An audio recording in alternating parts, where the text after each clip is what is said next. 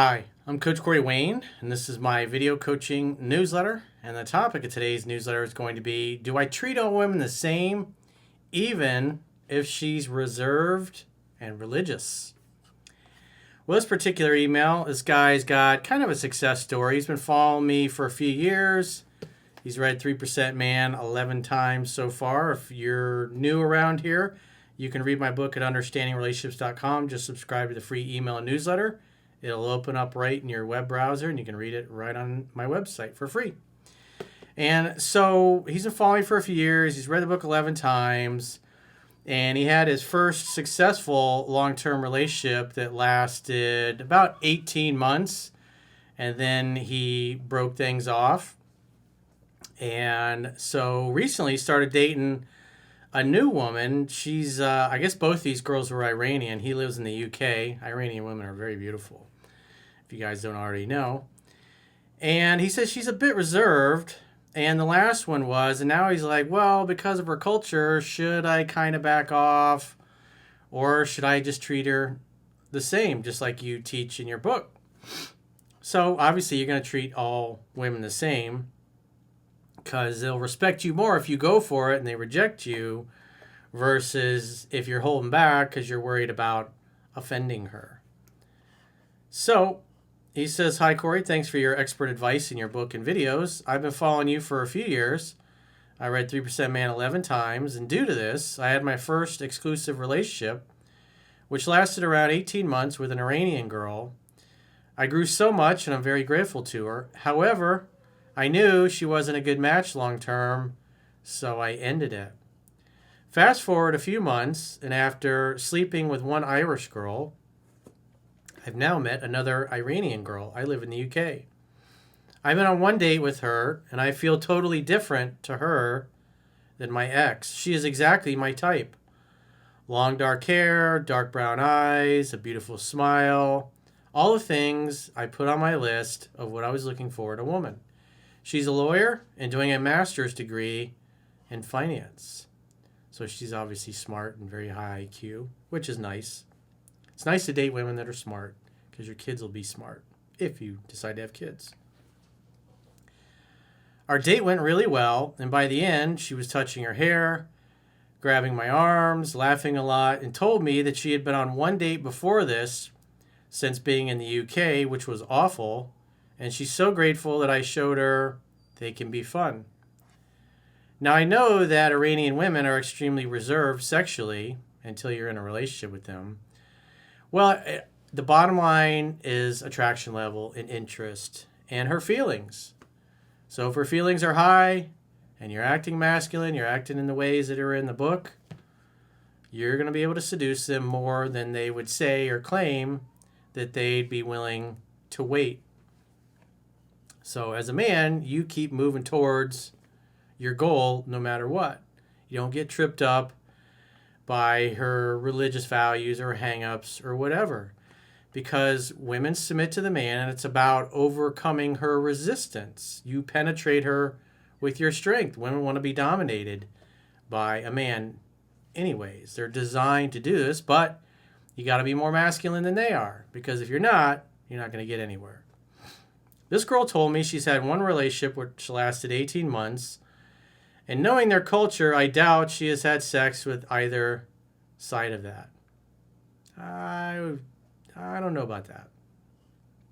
Sounds good, but the reality is, if she's in love with you, women will abandon their families, they'll change their religion, they'll move countries, they'll abandon their kids. They'll quit their jobs.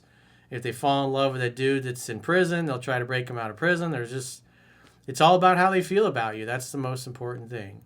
And when you're acting in ways that are consistent with the book, all of those rules typically tend to go out the window. So I walked her back to the student accommodation, hugged her, and went in for the kiss. She turned and gave me her cheek. I carried on talking with her as if it had never happened, and then she just leant in and kissed me on the lips about 5 seconds later. Well, that's a good sign. So she turned the cheek, But the reality is she still wanted to kiss him. So if a guy was being extra nice, he might have just gone for a hug because he's like, oh, I want to be respectful. But at the end of the day, this guy went for the kiss. Even though she initially turned her and gave him the cheek, she changed her mind, leaned in for the kiss. Because he didn't get butthurt, didn't bother him, wasn't deterred. And that's what you do. Sometimes a woman holding back or pulling back is just a way to see if you're going to get upset or you're going to come unglued or you're going to get mad or you're going to cause a weird, awkward moment. So you're always calm, cool, and collected because masculinity is calm after all. Feminine energy is chaos. She was telling me I needed to be nicer to her as I was really teasing her. Well, you can take it too far. That's why I say in the book, 90% of the time you're the charming James Bond, 10% of the time you're breaking her balls, treating her like the bratty little sister. She was suggesting that she wanted to meet again. We said our goodbyes and parted ways. I have not spoken to her since. It's been about a full day. With my ex, we ended up sleeping together on our 4th date. And it was actually almost by accident as she invited me into her apartment out of cultural politeness, expecting me to turn it down. Obviously, I went in not knowing that that was a thing. Well, you did the right thing anyway. And then the night progressed from there. But at the end of the day, the important thing is you went for what you want. A woman invited you in, and you went in. And what happened? It led to the promised land. Typically, women in the West are going to sleep with the average guy by the 2nd or 3rd date. This was the 4th, so it's pretty close. Even though she was religious or a different culture or a little more reserved, she still gave it up. And I would say so will probably the girl he's dating now. As long as he continues to act masculine, continues to be the leader, he's direct, he's decisive, he gets to the point, he goes for what he wants without apologizing for it. He's brave, he's courageous, he's not a coward. But now I understand how restrained these women are, and I'm wondering if I should do everything the same as usual. Yes, you should. Treat them all the same. Or if you would make some adaptations to the approach. Absolutely not. That's why the book says you treat them all the same. It doesn't say there's exceptions. It's a man does what he's supposed to do. And she can politely decline or tell him she's not ready. It's part of the 2 steps forward, 1 step back. So if you encounter resistance, you just back off. And then you take a run a little while later. Again, this is all laid out in the book. This is something that you have to understand. Because women want to know that if you're going too far, too fast, that you'll slow down, you'll relax, you'll back off so they can feel safe. And then a little while later, you take another run at it. You should never look at a delay as an outright denial. And that's where a lot of guys go wrong. As soon as they get rebuffed or they get the cheek right away, like in this guy's case, they get upset, they get mad, they turn around, they leave.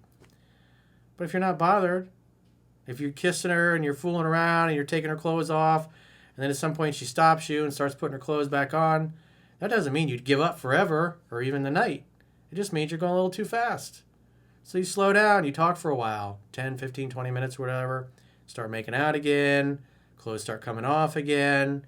And each time you'll notice that you'll get a little further until ultimately she's naked, you're naked.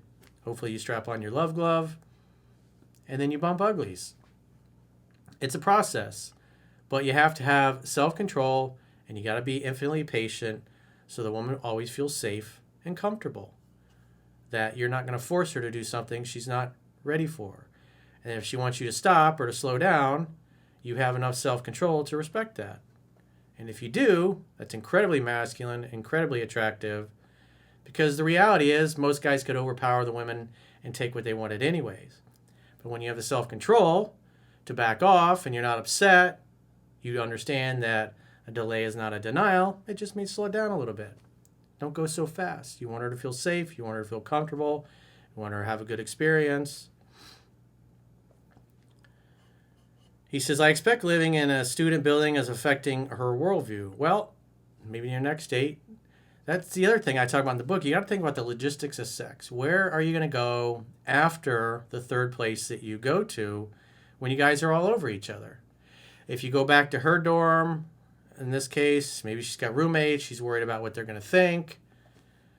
So if your third place that you're going, it should be someplace relatively close to where you live. So when you're all over each other, you can say, hey, why don't we get out and go back to my place and open a bottle of wine? Or, hey, let's get out and go back to my place and hop in the jacuzzi. Or let's have some coffee and tea.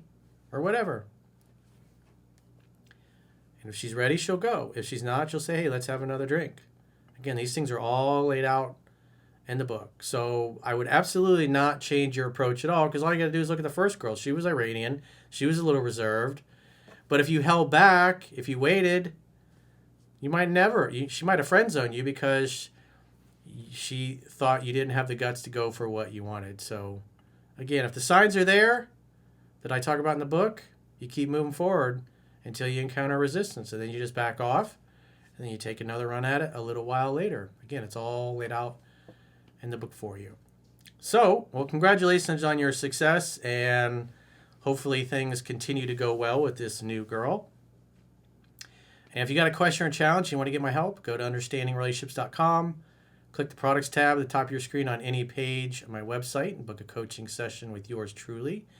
If you guys haven't already signed up for our paying members only content, in the video description of this video, there are links to join on YouTube or Spotify or the website, understandingrelationships.com. Just click the plans tab when you get there. You can do a 7-day free trial and check out what content you get for your money. There's hundreds of members only videos on the website. And you can do a monthly plan or an annual plan. If you do an annual plan, you'll get a 25% discount for paying the whole year up front. You'll get 5 additional paid members only video newsletters per week. And you'll get access to the weekly 3% Man and the weekly Mastering Yourself study group class that we have online. And we post all those episodes in the members area. You can also get access to those on YouTube or Spotify. But there's going to be videos that you're only going to find on the website and on Spotify, just because I can't put everything on YouTube, just because they're way more sensitive. And also on the website, if you sign up there, you get access to the email analysis that goes along with these video newsletters. So go to understandingrelationships.com, click the plans tab, and sign up for a 7-day free trial. You can cancel anytime. It's real easy. So until next time, I will talk to you soon.